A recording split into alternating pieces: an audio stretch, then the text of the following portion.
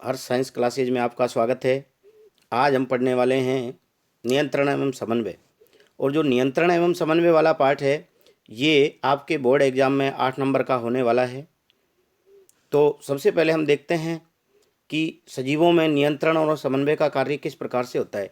जब सजीवों की बात आती है तो इसके अंदर पादप और जंतु के बारे में हमारा ध्यान जाता है।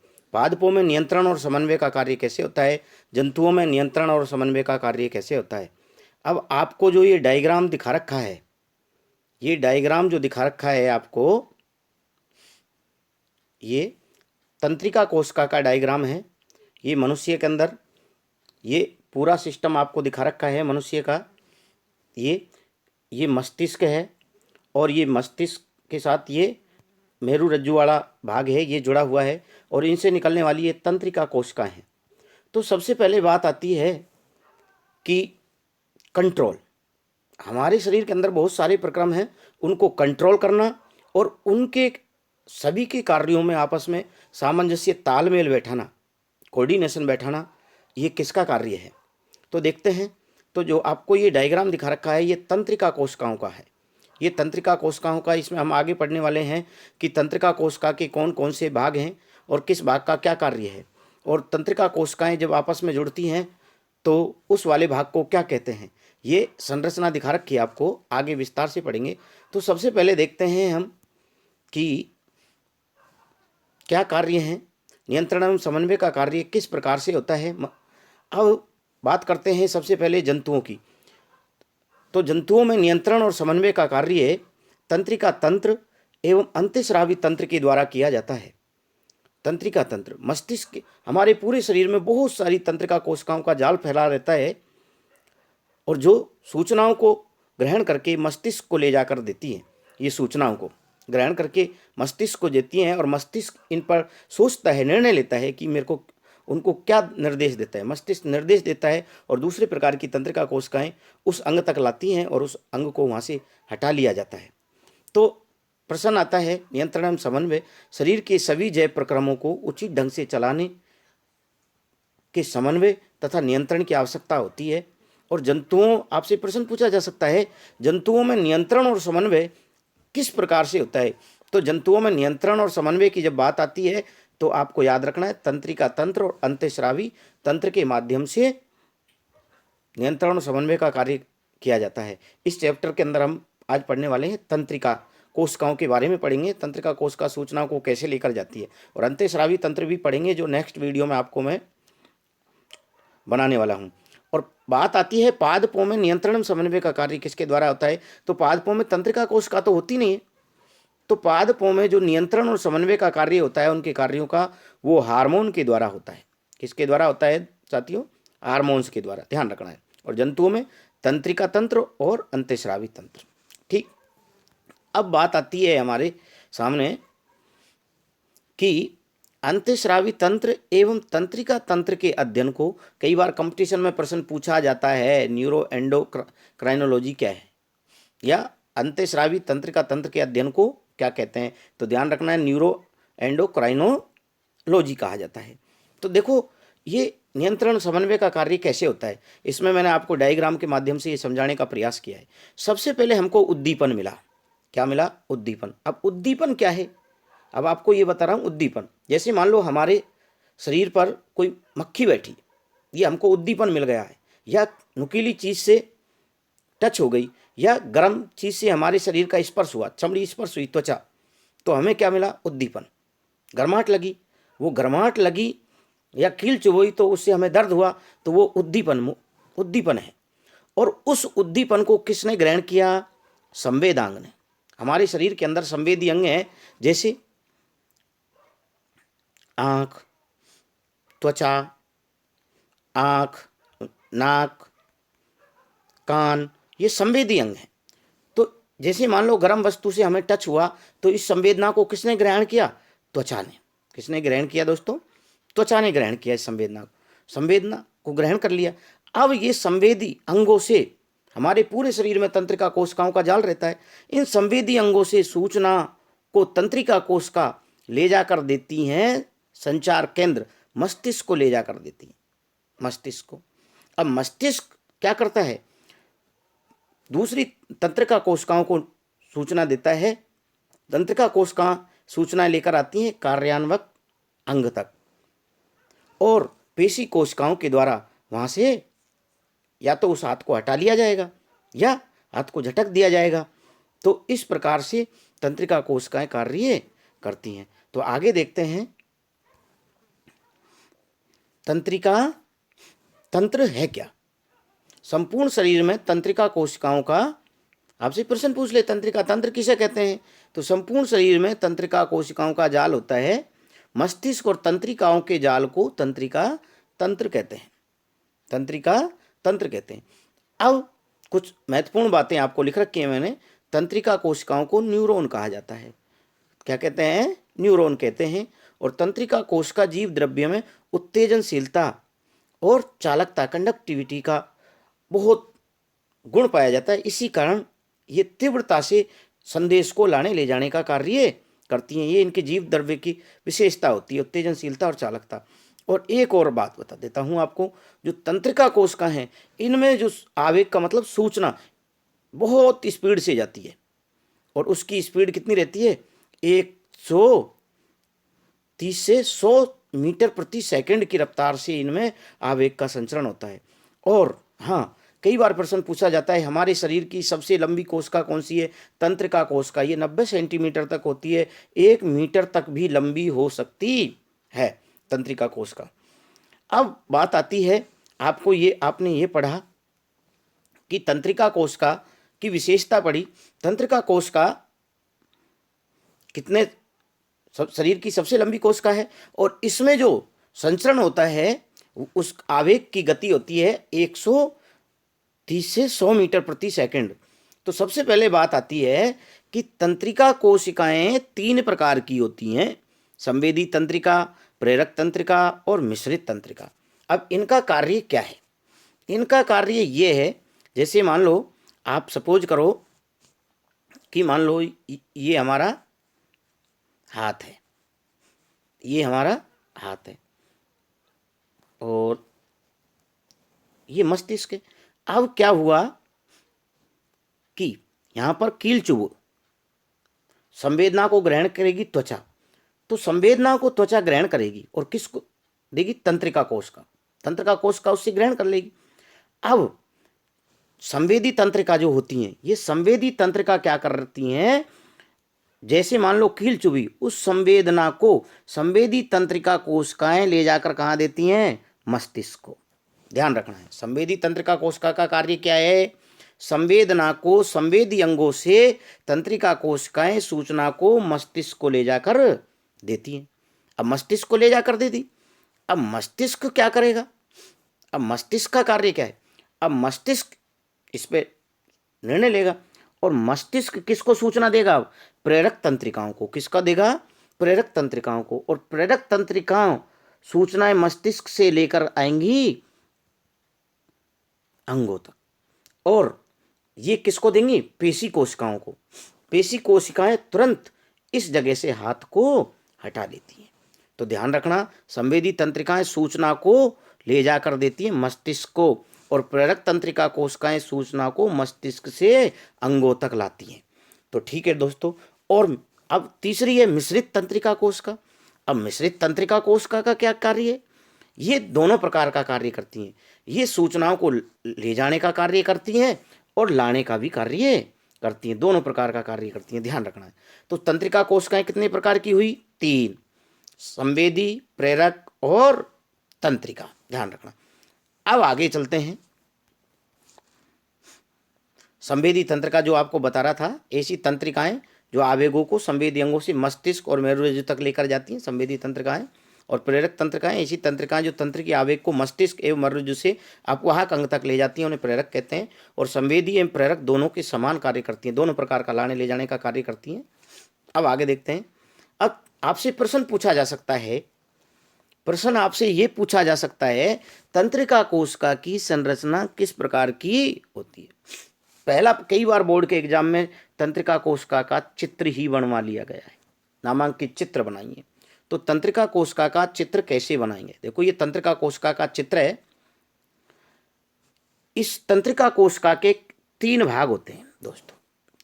कितने भाग होते हैं? 3। तंत्रिका कोशिका के 3 भाग। सबसे पहला भाग है कोशिका काय।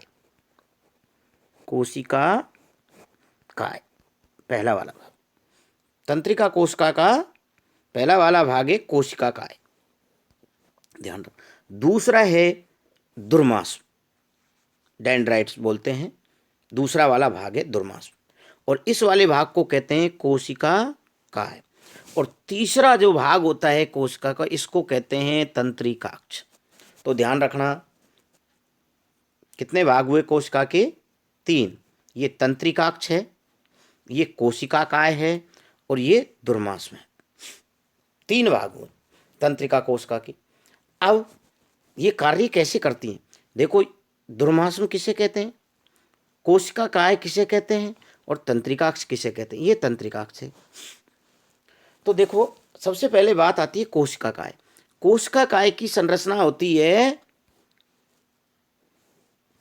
कोशिका काय की संरचना होती है तंत्रिकाक्ष के जैसी। किसके जैसी? कोशिका काय की संरचना तंत्रिकाक्ष कोशिका काय के जैसी होती है। देखिए, कोशिका काय एक सामान्य कोशिका जैसी होती है। इसमें केंद्रक तथा विभिन्न कोशिकांग पाए जाते हैं, और कोशिका काय में निश्चल कण पाए जाते हैं। अगर आपसे प्रश्न पूछा जाता है कोशिका काय क्या है, तो कोशिका काय की संरचना किसके जैसे रहती है? कोशिका के जैसी। ये कोशिका काय है, और इसमें निश्चल कण पाए जाते हैं, केंद्रक होता है, और कोशिकांग भी होते हैं दोस्तों इसमें। ठीक है, ये कोशिका काय की संरचना। अब दूसरा आता है हमारा, दूसरा आता है दुर्मांस। क्या है? दुर्मांस। ये छोटे शाखित प्रवर्ध होते हैं, ये छोटे शाखित प्रवर्ध होते हैं, और ये तंत्रिका आवेग ग्रहण कर सदैव कोशिका काय की ओर संचरित करते हैं। ये जो जिनको दुर्मांस बोल रहे थे, क्या बोल रहे थे? ये दुर्मांस में है, ये वाला भाग ये दुर्मांस में। ये छोटे शाखित तंतुनुमा संरचना है, और ये सूचना को दुर्मांस में कहाँ देते हैं? कोशिका काय में। सूचना को कहाँ देते हैं? कोशिका काय में देते हैं सूचना को। ये कोशिका काय में जाती है सूचना इससे। अब बात आती, कोशिका काय में सूचना आ गई, कोशिका काय में सूचना आ गई। अब कोशिका काय सूचना को देता है तंत्रिकाक्ष में। आपसे प्रश्न पूछेगा, तीसरा भाग है तंत्रिकाक्ष, ये है अशाखित। अशाखित का मतलब एक तंतुनुमा, लंबी तंतुनुमा संरचना है, जो अंतिम सिरे पर जाकर के शाखाओं में बढ़ जाती है। इसको तंत्रिकाक्ष कहते हैं। दुर्मांस सूचना को इकट्ठा करके लाते हैं, कोशिका काय को देते हैं, और कोशिका काय से सूचना जाती है तंत्रिकाक्ष से तंत्रिकाक्ष की ओर। फिर ये तंत्रिकाक्ष, अब ये जैसे मान लो ये दूसरी तंत्रिका कोशिका है, ये तंत्रिकाक्ष दूसरी कोशिका को दे देता है। तंत्रिका कोशिका पर ये माइलिन शीत छड़े होते हैं, ये माइलिन शीत हैं, ये श्वान कोशिकाएं हैं, ये विद्युत रोधी होती हैं ये। तो इस प्रकार से दोस्तों ये तंत्रिका कोशिका की संरचना हुई। आपसे प्रश्न पूछ बैठे कि तंत्रिका कोशिका की संरचना किस प्रकार की होती है, तो तंत्रिका कोशिका के 3 भाग हैं, बता देंगे अब हम। अब मैं आपको बता रहा था 2 तंत्रिका कोशिकाएं किस प्रकार से जुड़ती हैं। देखो, 2 तंत्रिका कोशिकाएं, ये चित्र आपको दे रखा है, 2 तंत्रिका कोशिकाएं। तो ये तंत्रिका कोशिका का तंत्रिकाक्ष वाला भाग है, और ये दुर्मांस वाला भाग है। तो एक तंत्रिका कोशिका का तंत्रिकाक्ष और दूसरी एक तंत्रिका कोशिका का तंत्रिकाक्ष और दूसरी तंत्रिका कोशिका का दुर्मांस जुड़ करके एक संधि स्थल बनाते हैं, जिसे सिनेप्स कहते हैं। क्या कहते हैं? सिनेप्स। एक बार बोर्ड में प्रश्न पूछा गया है, सिनेप्स किसे कहते हैं? एक तंत्रिकाक्ष और दुर्मांस जुड़ करके क्या बनाते हैं? सिनेप्स। और इस सिनेप्स वाले भाग से एक हार्मोन निकलता है, एसिटाइल कोलिन हार्मोन, जिसे न्यूरोट्रांसमीटर भी कहा जाता है। इस संधि वाले भाग से निकलता है, न्यूरोट्रांसमीटर भी कहते हैं इस वाले भाग को। तो 2 तंत्रिका कोशिकाएं। तो देखो सूचना कैसे जाएगी? दुर्मांस से सूचना यहाँ से आई कोशिका काय में, कोशिका काय से जाएगी तंत्रिकाक्ष से होती हुई, अब यहाँ आ गई। अब इस सिनेप्स वाले भाग में थोड़ा गैप रहता है जिन्हें सिनेप्टिक नॉब कहते हैं। अब देखो, तंत्रिका कोशिका से सूचना का संचरण दो तरीके से होता है, विद्युत के रूप में भी और रासायनिक पदार्थों से। अब क्या हुआ, यहाँ पर गैप होता है जो यहाँ अब कनेक्ट हो गया। अब जब डिस्कनेक्ट हो गया तो विद्युत के रूप में यहाँ तक आ रहा है, तो अब आगे इसका जुड़ा रहना जरूरी था, लेकिन अब जुड़ी नहीं है तो विद्युत आवेग के रूप में सूचना का संचरण नहीं होगा यहाँ से। तो अब क्या होगा, यहाँ से एक हार्मोन निकलता है एसिटाइल कोलिन हार्मोन, जिसको न्यूरोट्रांसमीटर कहते हैं। ये यहाँ से तंत्रिकाक्ष से सूचना को दुर्मांस पर भेज देता है। अब इस तंत्रिका कोशिका के दुर्मांस पर पाई, यहाँ से आई कोशिका काय में, फिर तंत्रिकाक्ष। इस प्रकार से ये एक तंत्रिका कोशिका से दूसरी तंत्रिका कोशिका में सूचना जाती रहती है। अब देखते हैं तंत्रिका कोशिका से देखो किस प्रकार से जाती है सूचना। देखिए, ये तंत्रिका कोशिका का डायग्राम है। देखो, ये दुर्मांस से ये जा रही है, ये तंत्रिकाक्ष लेके जा रहा है, ये दूसरी कोशिका पर डाल दी है सूचना। इस प्रकार से ये तंत्रिका कोशिका से सूचना जाती है। अब आगे चलते हैं। देखिए, दूसरी तंत्रिका कोशिका का भी आपको चित्र दिखाता हूं। देखिए, ये तंत्रिका कोशिका है, ये दुर्मांस से जा रही कोशिका काय में, कोशिका काय से जा रही है तंत्रिकाक्ष में। ये तंत्रिका कोशिका से सूचना जा रही है। तो अब आगे देखते हैं किस प्रकार से सूचना का संचरण होता है तंत्रिका कोशिका से। देखिए,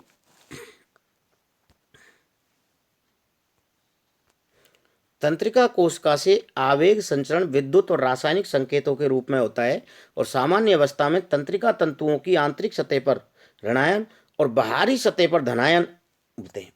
ध्यान रखना, आंतरिक सतह पर ऋणायन, बाहरी सतह पर धनायन होते हैं। तंत्रिका तंतुओं के उद्दीपन ग्रहण करने पर आयनों की इस व्यवस्था में अध्रुवण उत्पन्न हो जाता है। अध्रुवण क्या होता है, उल्टा हो जाता है। जो आंतरिक सतह पर ऋणायन थे, अब बाहरी सतह पर धनायन आ जाएगा। और आंतरिक सतह पर ऋणायन तथा बाहरी सतह पर धनायन, तो बाहरी सतह पर ऋणायन आ जाएंगे और आंतरिक सतह पर धनायन आ जाते हैं। इस प्रकार अध्रुवण उत्पन्न हो जाता है। अब ऋणायन क्या होगा, तंत्रिका तंतुओं के उद्दीपन ग्रहण करने पर आयनों की इस व्यवस्था में अध्रुवण उत्पन्न हो जाता है और अब ऋणायन बाहरी सतह पर और धनायन आंतरिक सतह पर आ जाते हैं। इसी भाग पर आवेग का संचरण होता है और आवेग संचरण आगे की ओर बढ़ता जाता है, पीछे पुनः आयनों में ध्रुवण हो जाता है और आवेगों के तंत्रिकाओं के बता रहा था सिनेप्स पर पहुंचने पर तंत्रिकाक्ष का सिरा एसिटाइल कोलिन हार्मोन स्रावित करता है और इसके माध्यम से आवेग तंत्रिकाक्ष से दूसरी तंत्रिका कोशिका के दुर्मांस पर पहुंचा जाता है। इस प्रकार आवेग का संचरण होता है। ध्यान रखना, जैसे मान लो आपको बता रहा था ये तंत्रिका कोशिका है, ये तंत्रिका कोशिका है। देखो, इसकी सामान्य अवस्था में आंतरिक, जैसे ये मान लो तंत्रिकाक्ष से आंतरिक सतह पर क्या होगा, ऋणायन और बाहरी सतह पर धनायन। जैसे ही आवेग का संचरण सूचना आएगी तो अध्रुवण हो जाएगा। अब क्या हो जाएगा, उल्टा हो जाएगा। आंतरिक सतह पर तो क्या आ जाएंगे, धनायन, और बाहरी सतह पर क्या आ जाएंगे, ऋणायन। ये अध्रुवण की अवस्था हो जाती है। अब आगे देखते हैं कुछ महत्वपूर्ण प्रश्न। देखो, आपसे प्रश्न पूछ ले, सिनेप्सिस किसे कहते हैं।